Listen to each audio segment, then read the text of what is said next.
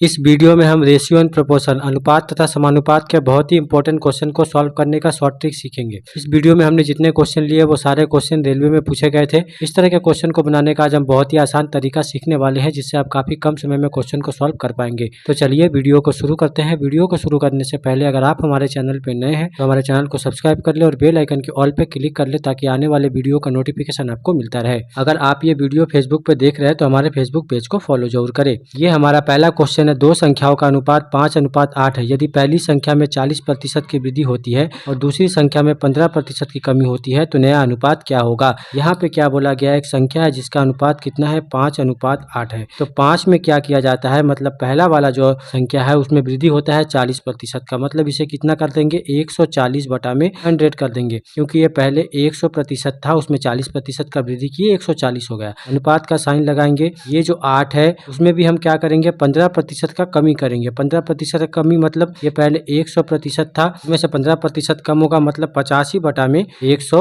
यहाँ पे हम कर देंगे। इसे कटाएंगे, 0 0 कट जाएगा, 2 से ये 5 बार में, 2 से ये 7 बार में कटेगा, 5 5 यहाँ पे कट जाएगा, यहाँ पे मिलेगा 7। अनुपात इसे 4 से कटाएंगे, 25 चौका 100, 4 दूनी 8, यहाँ 5 से कटाएंगे, 5 पच्चे 25, 5 5 5 सत्ते 35, 17 पच्चे 85 होता है। तो 17 दूनी कितना होगा, 34 बटा में 5। से हम इक्वल करने के लिए, मतलब हम नीचे वाला नंबर को इक्वल करने के लिए यहाँ पे हम क्या करेंगे, एलसीएम लेंगे 5 का। 5 5 कट जाएगा, 1 बचेगा, 1 गुना 34 कितना होता है, 34। अनुपात यहाँ पे नीचे 1 है, 1 बचे 5, 5 सत्ते कितना होता है, 35। ये जो नीचे संख्या है वो इक्वल हो गया है। अब हमारे पास अनुपात कितना है, 35:34। यही हो जाएगा हमारा फाइनल आंसर। 40% की वृद्धि और 15% की कमी करने के बाद यहाँ पे अनुपात कितना हो जाएगा, 35:34, जो कि ऑप्शन ए में दिया गया है। तो ऑप्शन ए जो है वो हमारा सही आंसर हो जाएगा। तो इस टाइप का क्वेश्चन पूछे जाते हैं। अब हम बनाते हैं एक अगला प्रश्न। इस क्वेश्चन में बोला गया है कि दो संख्याओं का अनुपात 2:3 है। दोनों संख्याओं में 4 जोड़ने पर अनुपात 7:10 हो जाता है, तो दोनों संख्याओं के बीच अंतर क्या होगा। यहाँ पे क्या बोला गया है, दो संख्याओं का अनुपात 2:3 है। यहाँ पे संख्या का अनुपात कितना है, 2 और 3। हम ऐसे लिख देंगे। बोला गया है कि 4 जोड़ने पे अनुपात कितना हो जाता है, 7:10 हो जाता है। हम यहाँ पे ऐसे लिख देंगे। इसमें भी 4 जोड़ा गया है और इसमें भी 4 जोड़ा गया है, दोनों के नीचे हम यहाँ पे 4 लिख देते हैं। अब हम क्या करेंगे, यहाँ पे क्रॉस गुना करेंगे और बड़ी वाली संख्या से छोटी वाली संख्या को माइनस कर देंगे। जैसे यहाँ पे 7 3 का 21 और 10 दूनी 20। 21 में से 20 जाएगा तो कितना मिलेगा, 1 मिलेगा। अब हम क्या करेंगे, इन दोनों का क्रॉस गुना करेंगे और बड़ी वाली संख्या से छोटी वाली संख्या को माइनस कर देंगे। यहाँ पे 7 चौका 28, 10 चौका 40। तो 40 में से 28 को माइनस करेंगे तो हमें कितना मिल जाएगा, 12। 1 का वैल्यू यहाँ पे कितना मिला है, 12 मिला है। यहाँ से आप संख्या भी निकाल सकते हैं। 1 का वैल्यू अगर 12 है तो यहाँ पे भी आप देखेंगे कि 1 का ही डिफरेंस है 2 और 3 में। 1 का डिफरेंस अगर है और 1 का मान हमें 12 मिला है तो यहाँ पे डिफरेंस कितना हो जाएगा, अंतर पूछा गया है 12 ही हो जाएगा। 12 जो है ऑप्शन सी में दिया गया है, तो ऑप्शन सी जो है वो हमारा सही आंसर हो जाएगा। यहाँ से आप संख्या भी निकाल सकते हैं। 1 यूनिट का मान हमें 12 मिला है, इसमें 12 का गुना करेंगे, इसमें 12 का गुना करेंगे। 12 दूनी कितना होता है,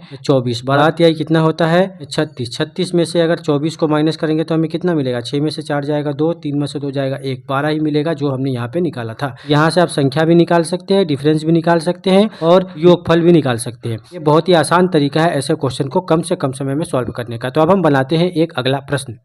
इस क्वेश्चन में बोला गया है कि दो संख्याओं का अनुपात 3:2 है। यदि पहली संख्या से 8 घटाया जाता है और दूसरी संख्या से 6 घटाया जाता है तो अनुपात 5:4 हो जाता है, तो संख्याएं ज्ञात कीजिए। यहाँ पे क्या बोला गया है, यहाँ पे अनुपात कितना दिया गया है, 3 और 2। और क्या बोला गया है, बाद में अनुपात कितना हो जाता है, 5 और 4 हो जाता है। कितना घटाया गया है, यहाँ से 8 घटाया गया है, यहाँ से 6 घटाया गया है। सबसे पहले हम क्या करेंगे, क्रॉस गुना करेंगे और बड़ी वाली संख्या से छोटी वाली संख्या को माइनस करेंगे। तो 4 तिहाई 12, 5 दूनी 10। यहाँ पे कितना बचेगा, 2 बचेगा। 12 में से 10 को माइनस करेंगे। अब हम क्या करेंगे, ऐसे क्रॉस गुना करेंगे। 8 चौका 32, 6 पचे 30, तो हमें कितना मिल जाएगा, 2 मिल जाएगा। तो 2 का वैल्यू यहाँ पे 2 है, तो 1 का वैल्यू कितना हो जाएगा, 2 बटा में 2, मतलब यहाँ पे 1 का वैल्यू 1 हो जाएगा। हमसे क्या पूछा गया है, संख्या क्या है, तो इसमें भी 1 का गुना करेंगे, इसमें भी 1 का गुना करेंगे, मतलब हमें संख्या क्या मिलेगा, 3 और 2 मिलेगा। यही हो जाएगा हमारा फाइनल आंसर, जो कि ऑप्शन बी में दिया गया है। तो ऑप्शन बी जो है वो हमारा सही आंसर हो जाएगा। इस टाइप के क्वेश्चन को ऐसे बहुत ही आसानी से सॉल्व कर सकते हैं। अब हम बनाते हैं एक अगला प्रश्न।